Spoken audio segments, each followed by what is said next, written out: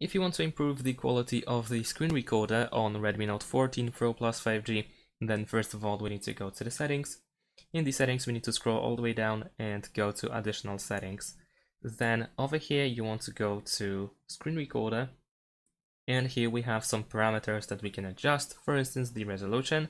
In this case it is actually the highest, but we can also switch the video quality, and of course we can increase the quality up to 100 megabits per second.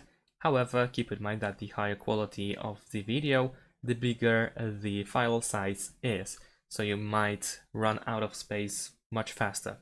So I can recommend trying out, for instance, 24 megabits per second or 32 if you feel like 16 is not enough. And besides that, we can also adjust the frame rate, because by default it is set to 24 frames per second, but you can actually increase it to 60 or even 90 frames per second, so the video that you record with the screen recorder looks much smoother.